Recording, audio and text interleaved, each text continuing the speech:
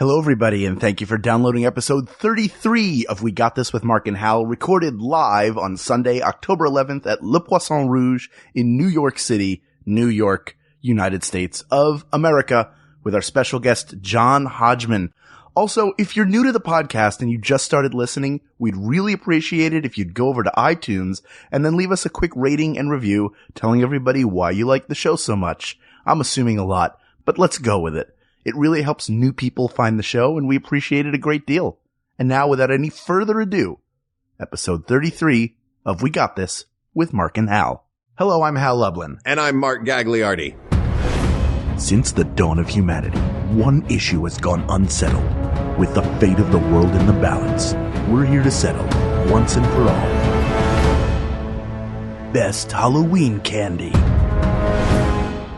That's right. Don't worry, everyone. We got this. Podcasts should have a theme song. Podcasts should not have a theme song. Yes, they should. No, they shouldn't. They sound good. Yeah, but people are just going to skip past it. You know what? You're right. We got this. What a surprise! What's up, New York?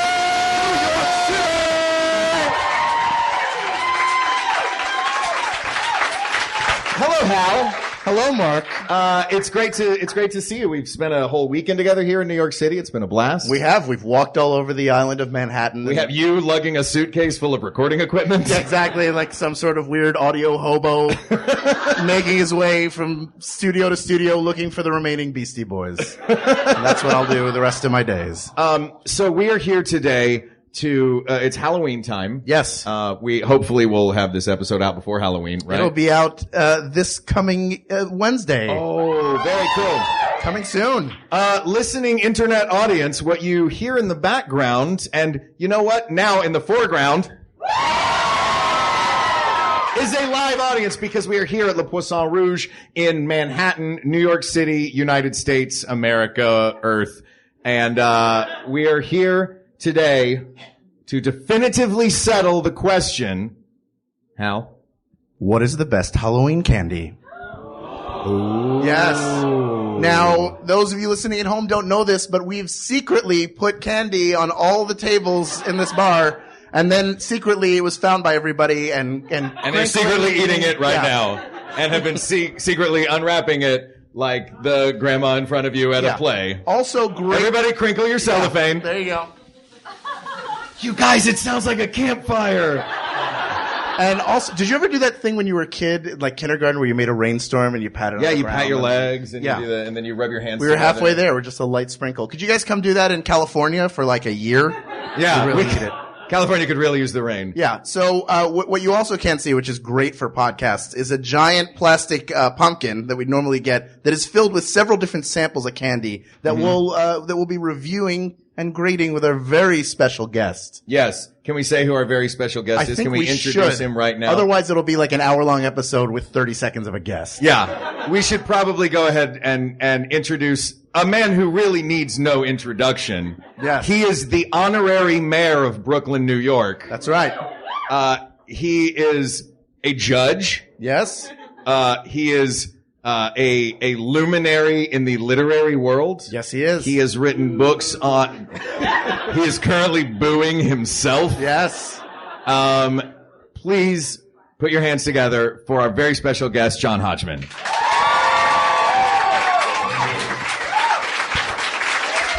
Thank you very much, Mark. Please come sit in the middle. Thank you very much, Hal's microphone. Here, right here. We're going to do a little microphone tango. This is my microphone now? Yes. Oh, fantastic. The old Sit in the microphone middle. tango. You're the meat and a we got this sandwich. Now look, can I just say, I don't know if this is going to be on the podcast or whatever, or your chair's on my mic cable. I'm a professional. Your mic cable's on my chair. Two great tastes that go great together. Yes. I don't know if this is going to be on the podcast or whatever, but Carter Parton Rogers. Yes. Why are we bothering to do a show? That is true. Yeah. That was the most amazing thing I've ever seen. Yes. And Yes. She is an incredible artist. And I am officially giving up show business as a result. By the way, I'd like to point out that we emailed earlier with we were emailing back and forth and chatting with John and said so. I don't remember any of this, but fine. You believe that it happened though if I tell you that it did. Oh, certainly, yes. Great. That's true. There are many things I don't remember. And I was like, so here's some different topics that we want to talk about. He was like, I don't want to know until I walk on stage what the topic is going to be. Mm-hmm. That is how good John Hodgman is at baloneying. Yeah. Is that a verb? But then you baloneyed me. Yes. Because you sent me an email this afternoon saying, we have to reveal to you what the topic is. It's either going to be what is the best religion or what is the best race.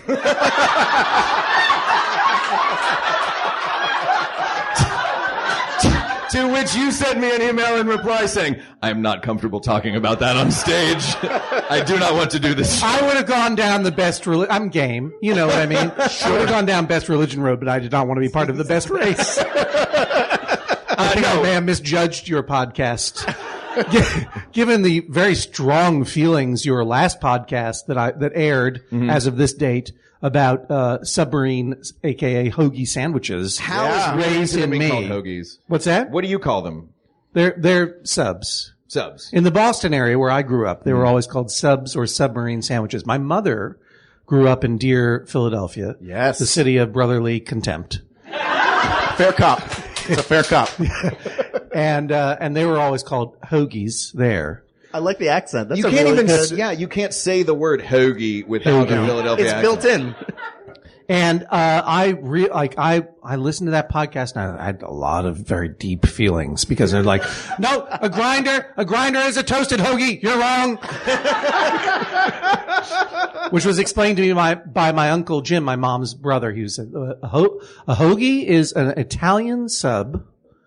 A hoagie sub is a hoagie with lettuce and tomato and onions on top of it.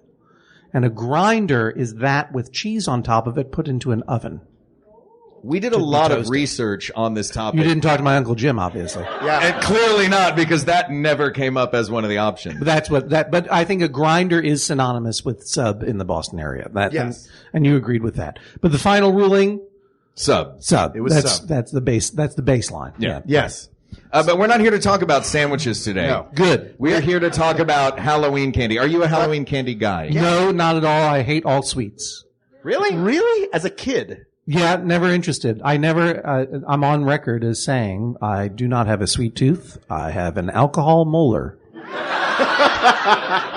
We probably should have done our research. No, but the truth is that the only time I care about candy is at Halloween, and I do have strong opinions about candy, and especially Halloween candy. So I look forward to this discussion. Well, good. And So do we. in the tradition of Judge John Hodgman, a fellow podcast on the Maximum Fun Network. Yes. I look forward to your final ruling and deciding whether it is right or wrong. That is, we are following in the grand tradition of Maximum Fun podcasts that make final decisions about things. That's right. Yeah. And you know what? I think it's going to be great. So how do we begin? I would say everybody's got candy on their tables. We have candy right here. Yeah. Let me begin with a base question for this. Fruit or chocolate feels like, chocolate. Feels like a starting point. Move on. Really? What are you talking about? Fruit? Well, Starburst are a big hit. I like Starburst. I don't want to disregard all fruit. No. Starburst is something you find in a purse. Yeah. It's something you drop into somebody's bucket when they spend an entire holiday knocking on doors. If I were to dress up for Halloween as a child and go to a home and be handed a square of Starburst, I would burn that house down. First of all, you were handed 2 squares of Starburst in a lovely wrapper. Did we? Oh, we didn't even get Starburst, did we? Oh, do they come in fun size? They do come in fun size. Right, It's because 2 of them. Halloween candy is unique in that it is presented in the fun size, which is the smaller version of the regular candy bar or package, right? Yes. So a Hershey's candy bar will be reduced to a tiny little nugget of Hershey's or a Kiss. A fun size A version. fun size. True. It's fun, right? It's Yeah, fun. it's super fun. Small things are blast. fun. Yeah. Oh boy, that's fun. I'm so glad they do that, and yet they send you out to amass as much of it as possible. So instead of getting a full Snickers bar, you get like 20 full Snickers bars if you're in a good neighborhood. I happen to like Snickers, Right. but we'll get to that later. Like the fun size. Just broken down into 35 fun-sized nuggets, Yeah. each individually wrapped. So you're not only destroying your teeth, you're destroying the earth. Each bite is wrapped individually. You have to throw away a wrapper for each bite of Snickers that you have. Exactly. And you do it alone behind the dump in shame. You're trick-or-treating wrong. No, I think I'm doing it the way everyone else is doing it. Yeah, I agree with him. Did you guys ever have the house growing up in your neighborhood that every kid wanted to go to because they didn't give the fun size? They gave away the full size candy bars? No. We had, there was in Knoxville, Tennessee, there's a chain of department stores called Goodies that is owned by the Good Friend family. And, Wait a minute. Hold on. Their names are Good Friend? Yeah, that is their last name. Because at some point in What? history, someone went, this family needs a surname. They are our good friends. Let's call them the Good Friend family. All right, good. Why not call their chain of stores Good Friends then? Because that's a great name. It takes longer to say than Goodies. And, All right, It and that really was their, doesn't. Fair enough. It's almost the same number of It syllables. takes more mouth to say it. That's true. Yeah. Total You mouth go- percentage your is mouth high. goes through a whole journey when you say Good Friend. Sure. Goodies, you just get over it and then you start buying. My stuff. mouth sure is tired. I don't think I could get through more than a Goodies today. But we would go to this just a house. question. Is this an explicit podcast? No. All right, good. This is a very tame podcast. Very good. Very good. And the Good Friend Feces family. you then. I'm not sure why you're replacing one word with feces. Feces is a scientific term. Sure. No, I get it. I But mean, not explain for that. what you're replacing it with. All right, poop you. Yeah, and we would go to the Good Friend's house, and we knew because they would hand out not only full size, no, king size. King size. They would have a line like down the street from their house Yeah. of all of these kids in costumes that knew they'd be standing in line for 40 minutes, but they're like, look, I could have hit 20 houses in this time that I'm standing in this line, but Can I just say I didn't grow up in Eastern Tennessee like you did. yes. But I think these Good Friends, bunch of feces heads, because they knew what they were doing. Yeah. They were just courting customers. Yeah. Yeah. And you know what? When I go back home, I go to Goodies because I know that the Good Friends gave me good candy as a child, so they're probably going to give me good Levi's now.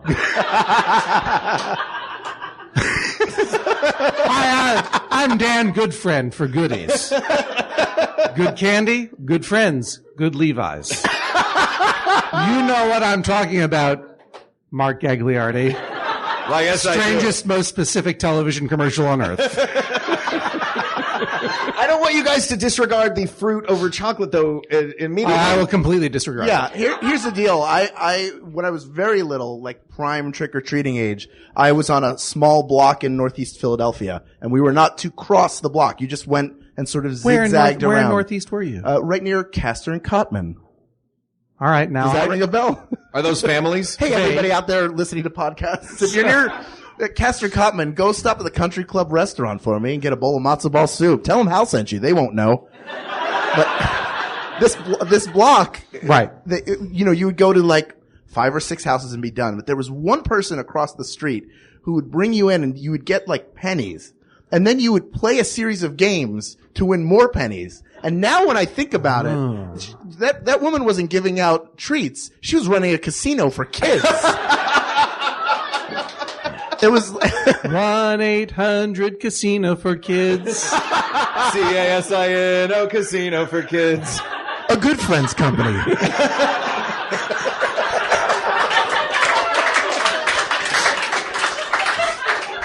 But then, like, I don't want pennies in my bag. I don't want apples because apparently they all have razor blades in them. Yeah. Sure. And poison. Did that ever happen? No. Yeah, that is Wait an a urban minute. legend, right? You saying it never happened? Check Snopes? So Snopes, the urban legend website, Sure. Yes. according to one human here, says an apple, there has never been an apple given out to a child that had a razor blade in it. And I'm just saying, like, that's a lack of imagination.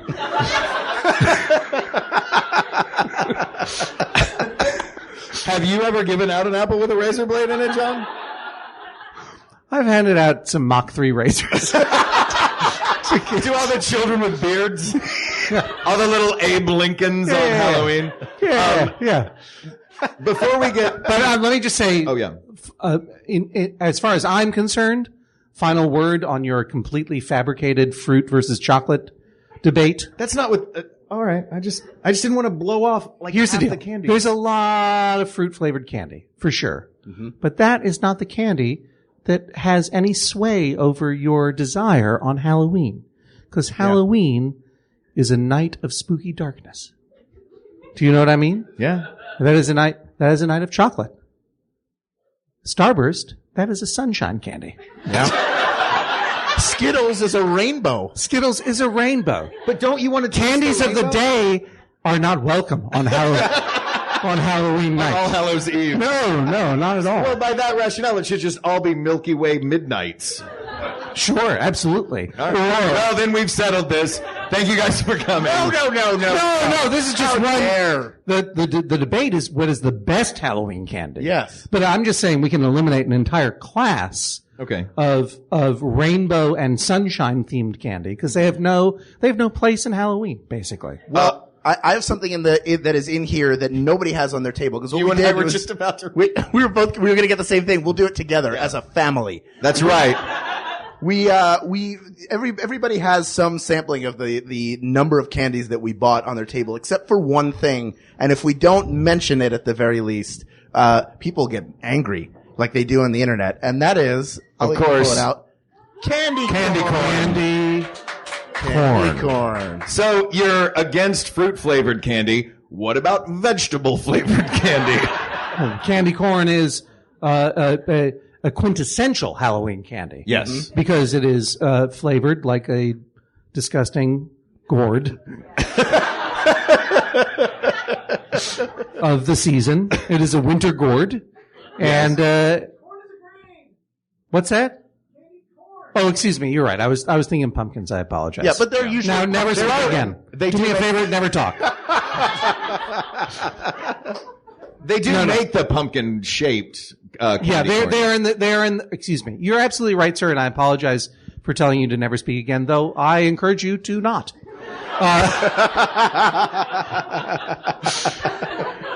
You're absolutely right. They are flavored for sugar.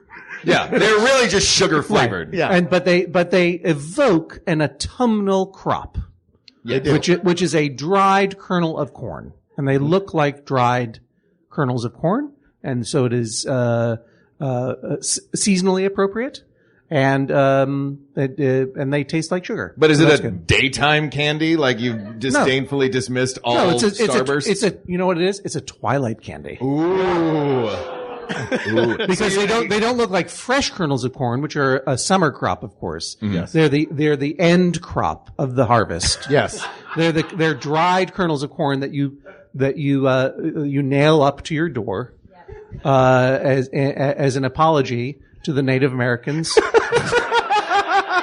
from whom we stole this country. Yeah. So they are already flavored with genocide.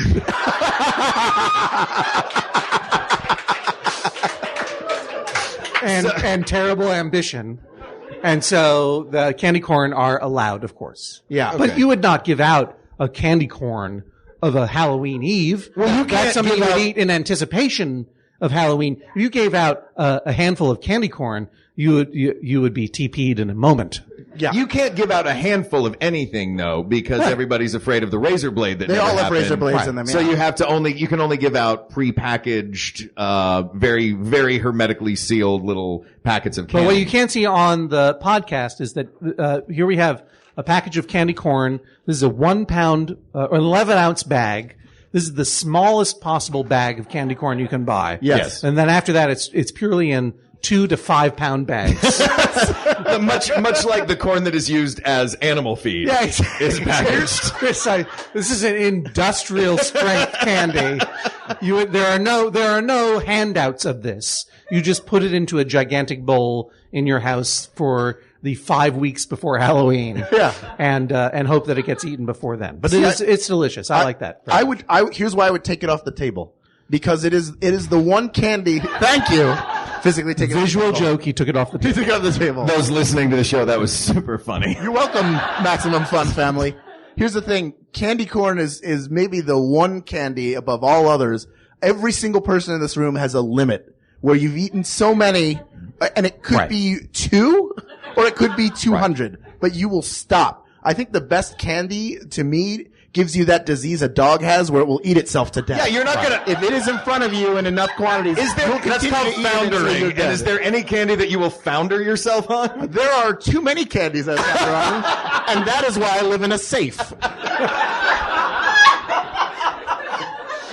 Candy corn has it just in its triangular shape and something about its consistency. It will ruin your mouth the way Captain Crunch will ruin your mouth. Like you eat too much of it and you tear your mouth apart. Doesn't even matter how sick you make yourself in your core. Your mouth will go before your body does. That's 100%. Candy corn is definitely off the table because yeah. it would never be handed out. Take that, candy corn. Oh no, I'm so sorry, candy corn. More physical bits, podcast audience. Here, you guys pass some candy corn around. Have some candy corn. Let me ask you this. Is there any, I think I know the answer to this is about to get blasted in my ear. Is there any acceptable non-candy Halloween treat to hand out to children on Halloween? I heard like 4 no's and 1 bunnies. Wait, hold on. Did somebody out there say raisins? I did hear raisins. I heard a raisin. I heard a raisins and I heard a pamphlets. Raisins. First of all, One of those born again Christian pamphlets. The little tiny ones. yeah. Jack Chick pamphlets about Halloween as a Satan's holiday. Okay, all right. Let me change it. Oh, guesses are wrong. All right. Are there any acceptable non-edible Halloween treats? No. Well, look, if I got $100 bill, I'm not saying I'd turn it away. Sure. You'd go and buy. You founder yourself on $100 worth of candy. Let me tell you though, from experience, those will also ruin your mouth if you chew too many of them. So there is no, because I've seen this thing. There's a lot of kids who have allergies now and assorted things that they can't eat. So there's this teal pumpkin campaign. Have any of you guys heard of this going on? The teal pumpkin campaign. What? Where if you put a teal pumpkin in front of your house on Halloween, it lets people know that you have To never visit you. It lets people know that you have both edible and non-edible treats. And Hashem should pass over your house and not kill your first All one. right. No, wait. I'm game. What are the non-edible treats that are being given out? I think I can only assume it's like the 4-pack of crayons that they give you at a restaurant for the kids menu. No, thank you. Well, you're not trick-or-treating to a child. It's a good thing. What do you know about me? Yeah. Maybe. You know, Mark, there's nothing a kid loves more than 4 crayons. What will the colors be? I can draw half a rainbow now. You've Happy got day. burnt umber, peach, brick, and black. Like they just got random Crayola pieces and stuffed them in I can the make thing. a weird steampunk rainbow. If I were, and let me just say, I am of course sensitive to all food allergies. I'm frankly allergic to them. So sensitive. No, I appreciate that people have food allergies. I appreciate that people have dietary concerns. If I were a child who had a food allergy or was diabetic and could not eat candy, I would want to hoard as much Halloween candy as possible because the trading potential is endless. Sure. You know what I mean? Like, I'm not going to eat my stash. Yeah. You know? That's really good. That's going to be 4 Reese's for one of your ninja stars. Yeah, precisely. Another kid in Yeah, class. exactly. Because there's a huge aftermarket in Halloween candy. True. Where kids go and they buy and they trade. They buy favors. They commission murders. Oh, I saw that on Vice. It was great. All right. So we've gotten rid of the fruit candy. We've gotten rid of candy corn. We've gotten rid of non-edible Halloween treats. Right. Is it time to delve into the chocolate classics? Yeah, I think we have to. Let's delve into the chocolate classics. Should we start with, or are you just reaching in? I was just reaching in. I like what you picked. I like what you picked, though, Oh, you because like what I picked? that's going to be eliminated right away. Baby Ruth. Baby Ruth. Oh, wait a minute. What? Baby Ruth? What, this, I thought... What Oh did my! you think it was? Good heavens, Baby Ruth has changed its packaging since my day. You thought it was in a Baby- 1850. did you think it was the Three Musketeers? I thought it was the Three Musketeers. Yeah. Why on earth would Baby Ruth want to be confused with the garbage candy known as Three Musketeers? I am a nougat fan. I am a nougat fan too. I'm an all love airy nougat. nougat fan. Right. Sure. And I enjoy, what's wrong with the Three Musketeers? But look, I enjoy it. You enjoy it. It's a niche market at best. Yeah. That's true. Everyone who knows the candy biz knows. Stay away from the Three Musketeers. That is not a marketing thing that you want to emulate. Yeah. And apparently stay away from a Baby Ruth, because when we pulled that out, this crowd yelled at the Baby Ruth like it was a witch in 1680. But because it looks like a Three Musketeers, right? I mean, it looks like a, yeah, no one, how many people here thought this was a Three Musketeers? Applaud if you, how many people here hate Baby Ruth? Oh, all right, I stand corrected. 50. Guys, we want to come from a place of love, not hate. We're going to find what we love the most, not what we hate the least. Yeah, we only figure out, I'm not sure that you've ever been in love, but we only find out what we love by determining what we hate first. Yeah, look, Baby Ruth is an understudy candy. Baby Ruth is the candy that goes on when what you want is out of the shelves, or like, hey, you know what? It's been 365 days since I've had a Baby Ruth. I think I'm going to go get that Baby Ruth finally. So, Hal, you've obviously had some experiences with Baby Ruth. I have in my life. What? I don't even know what this is, so describe it to me. What are the ingredients of this goddamn candy? I think it's like a twisted fecal knot of chocolate, nuts, and caramel. Anybody out there probably. currently eating a Baby Ruth? Yeah. You're welcome for the phrase twisted fecal Guess what? knot. Watch Caddyshack. It's part of our pop culture history. Oh, so the feces log in Caddyshack was a Baby Ruth? It's a Baby Ruth. I see. Wait, if we're going pop culture history, Baby Ruth is the candy bar that Sloth enjoyed in the Goonies. He went, Baby Ruth, Baby Ruth. And that was what, ultimately, the Baby Ruth is what saved those children from the Fratelli family. So we cannot disregard, you're holding this out like, is one of us supposed to take it? So I'm just showing the audience what a Baby Ruth looks like. They're all going to look identical at this point. They won't. They're all just a chocolate-covered thing. I'll just put it over here, and I think at the end of the evening, after we've shown all of the nuded candies, this one will be the one that most looks like a fecal knot. Yeah. So It is really it's really gross. we're agreeing this is gone. And I'd say if we're right. getting rid of the Three Musketeers, I don't know if we have one in here. We if do there's not. one out. But I would also throw out Milky Way, and here's why. Here's why. Just because it's a peanut Here's why. Snickers? Here's why. I feel like what happened was they started with a Snickers bar, and then they started taking away things people liked. Like, hey, these peanuts sure are expensive. What if we dropped them out and called it a Milky Way? This caramel seems expensive too. What if we dropped that out and put Three Swordsmen on it and tried to get people to buy that? Now look, Hal Loveland, I love you. And I love you. And you are from my mom's home city of Philadelphia. True. And I don't know how they talk down there. I mean, I know how they talk, but I can't do it. Hoagie is how they talk. You just keep saying caramel when you mean to say caramel. Do I? And that's fine because I will eliminate all caramel candies right now. All of them? Are you including, because, They're all terrible. We did not. We bought these big bags of candy and to scatter them on all the tables. And one of the ones that we made sure we had a bag of strictly was Snickers. I figured Snickers was going to make the top 5 at least. You're eliminating anything with caramel in it. Caramel. You've got me doing it. Caramel. With caramel. Caramel. In Tennessee we call it caramel. Caramel. Yeah. It is, you know what? As far as eliminating it from the top 5 goes, I know that people enjoy it. I know that I am a horrible monster for not enjoying caramel, but I do not care for it at all. Okay. When I deign to eat a candy bar or sweet, that will be the one that I avoid. Do not care for it. I don't know why. It tastes unnatural to me. Oh, it's the most unnatural thing possible on earth. It's just burnt sugar, right? Yes. Right.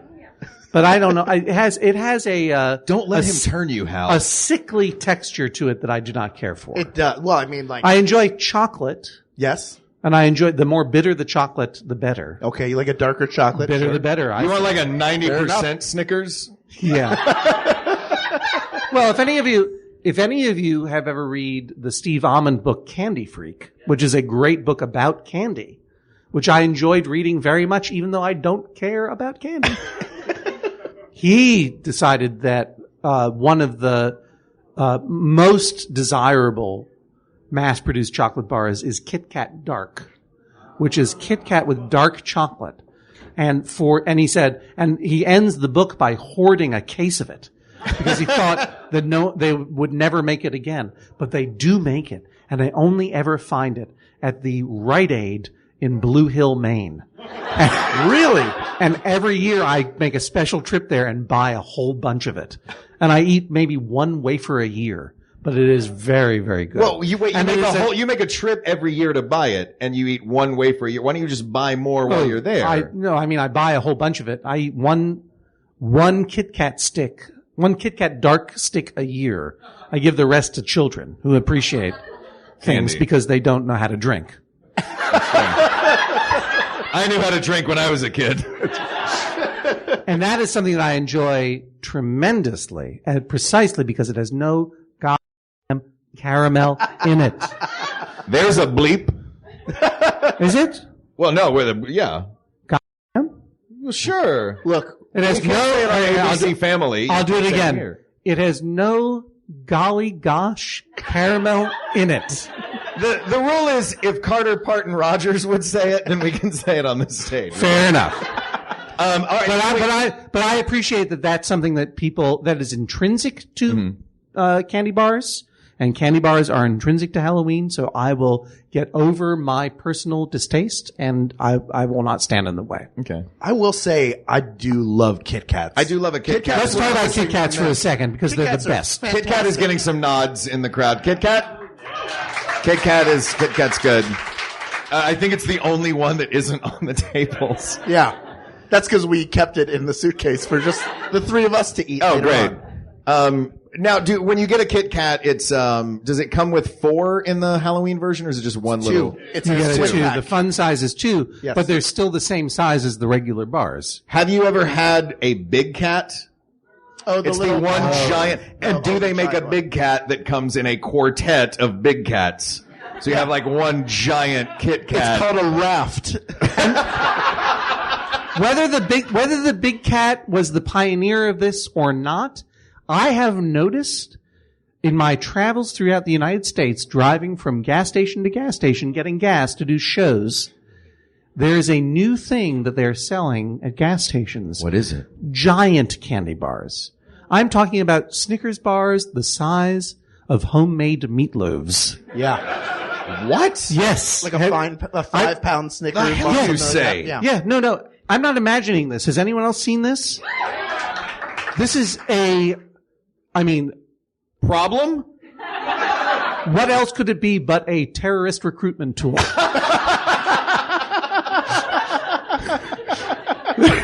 There are Snickers bars the size of cats that are being sold. It's a Kit Kat, but it's C-A-T at the end. Right. I mean, it's yay long, and I'm making about 1.5 foot long shape with my hands. It's huge. It's an oversized, it's like if you shrunk down, that would be what it was. And they're selling it at grocery stores, and they're saying, of course, you're going to take this home for your family and slice it up and serve it at a party or something.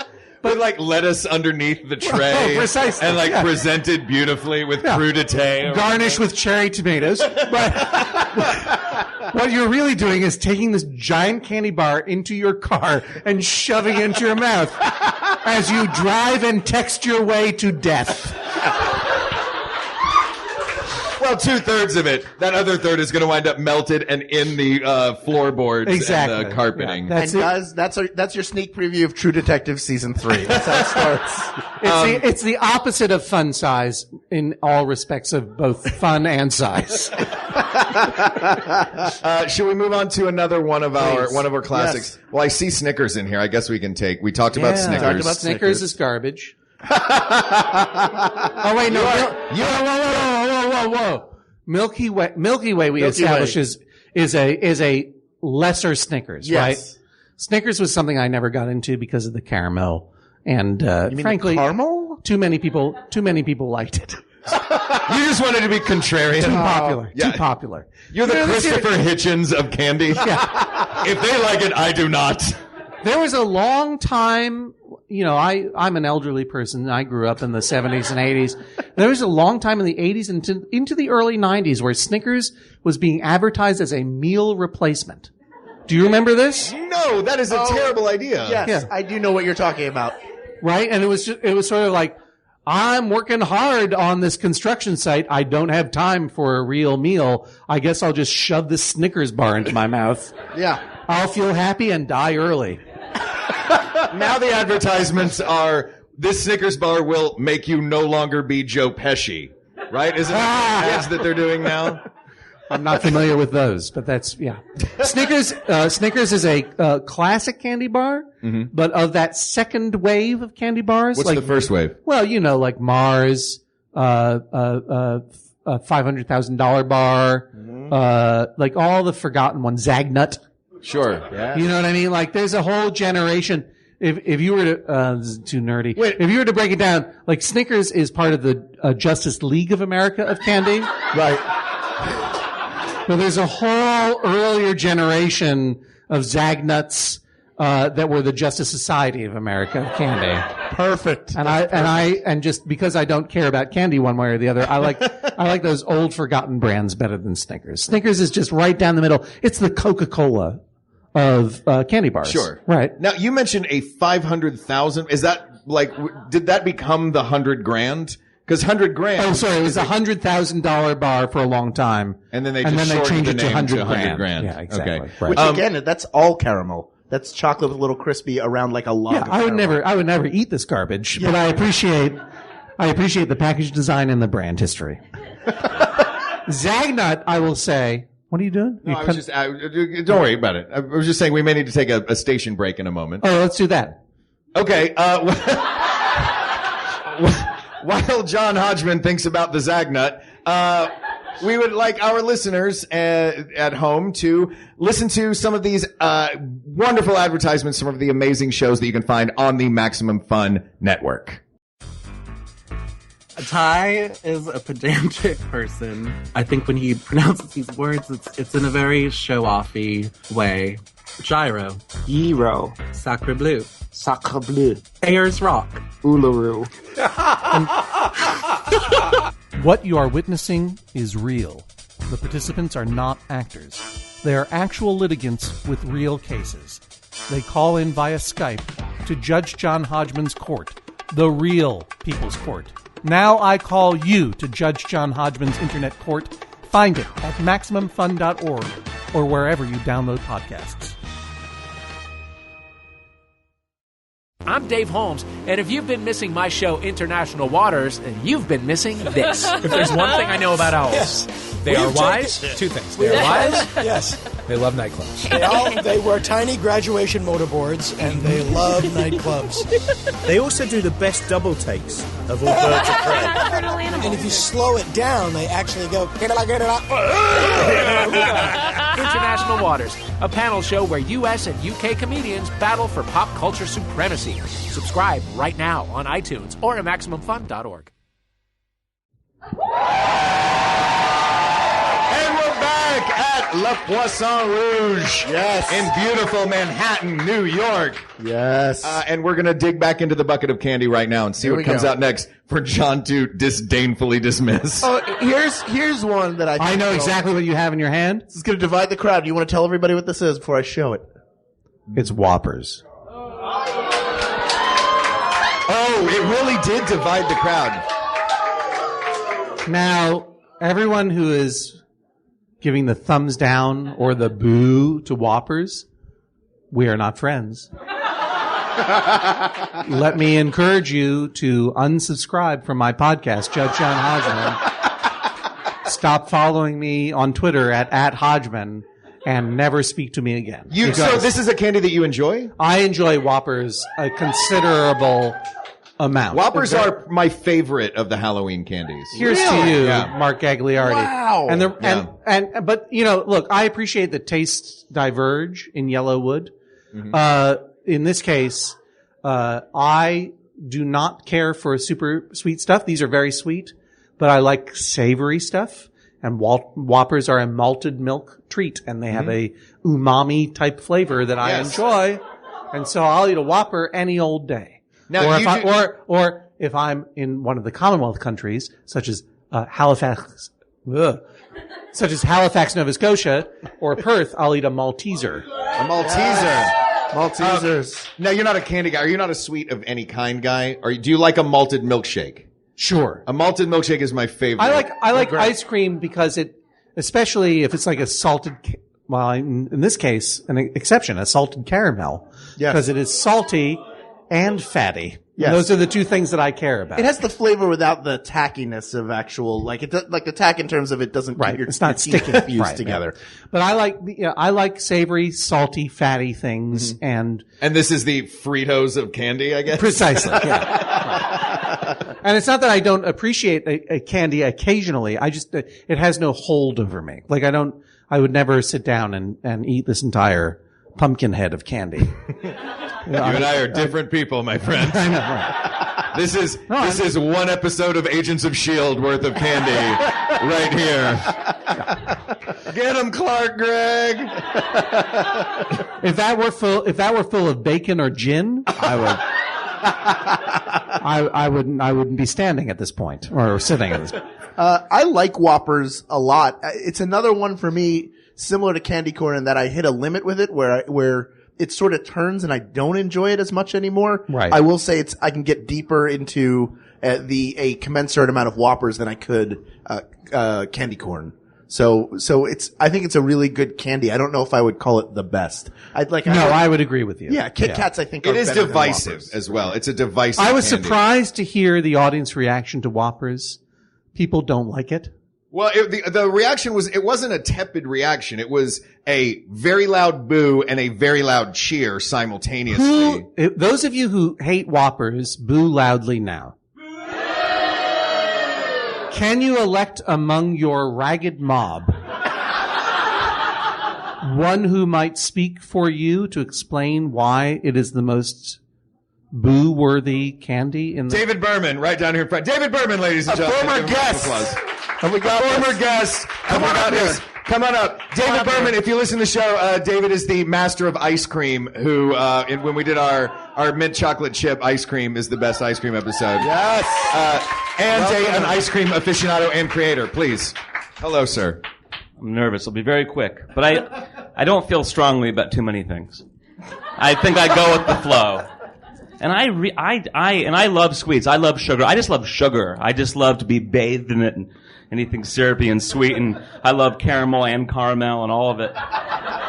But Disgusting. I find Whoppers to be this, if you went to every public school in America and you got all the chalk dust, like when you have to clean the erasers, and you put it in a vat, and then you added some sugar and then some real wax and a little bit of chocolate and made balls out of it. And then you didn't have anything to drink for a week. And then you ate one. So And it's texture more than flavor? I mean, it's everything. both, It's yeah. like it's What like, he just described made me very hungry.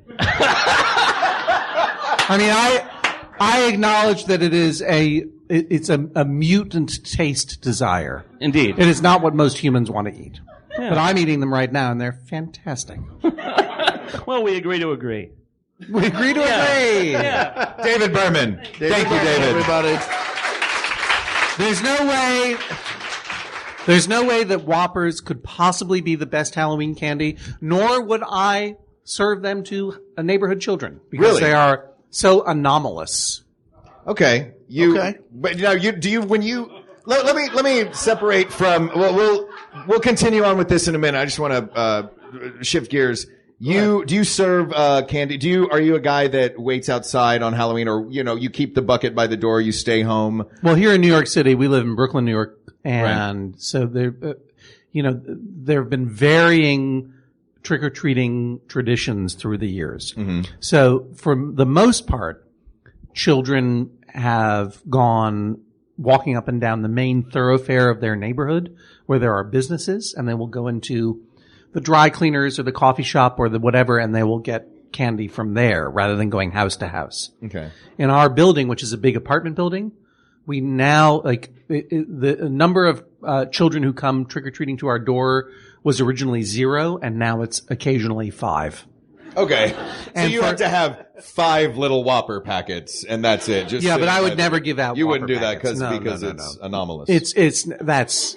That's enforcing my own weird taste desires over children. If you were enforcing your own weird taste desires, you wouldn't give them candy at all. No, I'd give them Reuben sandwiches. And gin, but also Reuben sandwiches with razors in them. To be fair. But I will not reveal what I put into the Halloween basket. Okay. That goes outside our front door and is left there for children to pillage as they will, because we don't have time for them after a certain hour. You just put the bucket out. You're like, you guys figure it out on That's your how own. most people do it in Brooklyn. Yeah, they just put Really? House to house. There are very few people who just sit out there with a basket. They'll just put the basket out there and just take what you will and get out of my life. So that means that the one kid that goes out trick-or-treating at 4:45 gets all of the neighborhood's candy. Exactly so. All right. Yeah. And then trades it later for Ninja Stars. Yeah, and that's Hal actually. That's right. Hal comes up on the train. Yep. With a king-size pillowcase and a Baron, like a robber mask on. Were you when you trick-or-treated as a kid, were you a neighborhood like that? Because you were in a city too, Hal. I was in, but I stayed in the one block. Then we moved out to the suburbs where we would wander around, and it would be like, do you ever play Paperboy, the arcade game, where only you would have 20 houses on a block, but 3 of them were taking delivery of papers? That's how many houses were giving out candy. Those people just wanted to be left alone to die slowly. That's all that they wanted in Montgomery County. Yeah, I feel like trick-or-treating has went through a very dark period, a dark non-participatory period. Yes. From about 1990 until 2005. Yep. 15 years where everyone just agreed, we're not going to do this anymore. This is crazy. In the South, it was that never abated at all. It was very you trick-or-treated, and I mean that was. Yeah, you guys, we're getting some rock and roll up in All this right, if place you're now. listening at home, we're here at the Le Poisson Rouge in Manhattan, and there is this is a big club, and there's a rock band. Sure. There was a rehearsing classical next show door. earlier, Right. But now there's a rock band. Once we started talking, But we also got the 10-minute call, everybody. 10-minute call. oh gosh, really? Yeah. So What? Yeah. Really? Listen, I didn't realize. This is not our fault. We all want to talk about every candy. Yeah. So maybe we should, All right, let's move on. Lightning round. lightning round. Heath Bar. Divisive. Sorry. It's just sugary rock inside of chocolate. Who wants it? Who wants it? Who wants it? All right. I like a Heath bar. Go. They're good. They're very Heath good. bars are good. I would put it in Butterfinger. Yes. Butterfinger? Butterfinger's on the You list. like Butterfinger? This is a classic. The Reese's Peanut Butter Cup. All right. Maybe the best. That could be. While we're on the Reese's Cup, we may even wind up stopping here because I don't know if I didn't tell you that I was doing this either. When I was going around, I was putting candy on all the tables before. I deliberately pulled a few things off of a few tables. Was there any candy? And I wasn't, this is not specifically pointing out the Reese's Cup, but that was the one I first thought of it to take a few off. Was there any candy that you may have been jealous that you didn't find on your table? Or if there was one that, like, it's on your table and one person at the table reached for it and you're like, do you? Over here? What was it what was the one? It was the Reese's Cup? Reese's Cup. What was it back there? Well, no. You're incorrect. Leave. What was it? It was, everybody fought over the Reese's Cup? Yeah. What about in the back? The Butterfinger. You guys were fighting over the Butterfinger. Okay. All right. I have to say this entire crowd really gives me cheer in my heart because the truth is I don't care for sweets, but I like savory things. Peanut butter and the peanut buttery substance that is in a Butterfinger.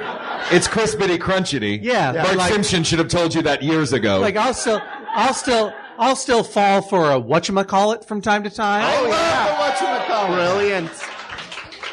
Because these are all savory candies. And I think that when you are expending a lot of energy going from door to door, begging your neighbors for food, to be given just a pure sugar packet like Snickers, yes, it's not enough. You want a whole meal. Yeah, you need the sustained protein. And I think Reese's is one of the reasons. That's one of the reasons why Reese's is one of the most prized Halloween candies. Well, let me ask this of the crowd, just because we didn't have them, but I would have wanted to pull this out of the pumpkin. Would it have made a difference if there had been peanut M&Ms out on all the tables? No difference. No. 0 people said yes. Are we ready to call this then? Are we ready to call this? Let me just say, M&Ms are not a proper Halloween candy. Fair enough. Even in the small You only fun-size package? get like 5 of them. No, they're you pick them up when you're driving, or as a snack for lunch. They're essentially chocolate raisins. Yeah, exactly. Whoa. They're tiny. There's not many in the bag. They're very disappointing. Here's the one you're hoping you have the bag of holding where you reach in and continually pull out more M&Ms. Which, by the way, Hal's actual satchel has bag of holding on it because he is a for real legit nerd, y'all. Thank you. The ultimate, in my opinion, Halloween candy has to be a fun-size candy bar. And it cannot be the score bar, because that was like the worst. Yes. When you got the symphony. Did you have the symphony of it? Yeah, it was like white chocolate and chunks of something, and we all know how everyone feels about white had chocolate. nuts in it. It was terrible. Yeah. And it could be, like one thing we haven't discussed is Crackle, which is, well, I know, it's Hershey's version of Nestle's Crunch. Which we do have on the tables. That Nestle was Crunch. only available in fun size for many, many years. Only recently brought back into full size. But as an anomaly, I kind of like the Crackle bar. But the Crackle was wrapped in paper and not sealed. Easy to open up, put a razor blade in, and rewrap. Well, that's one of the reasons I liked it. Yeah. So given those parameters, the music is swelling. Are you prepared to make I feel like we have to. We were given a call that we've got to be done soon. I think based on the crowd reaction, based on our special guests' proclivity toward savory flavors, and just based on the fact that those were the ones that I reached for first when I was a kid. Every time. What would you trade for every time? Yeah. And the answer is? Are we ready to call it? Yeah. Hal? Reese's Peanut Butter Cup. Reese's Peanut Butter.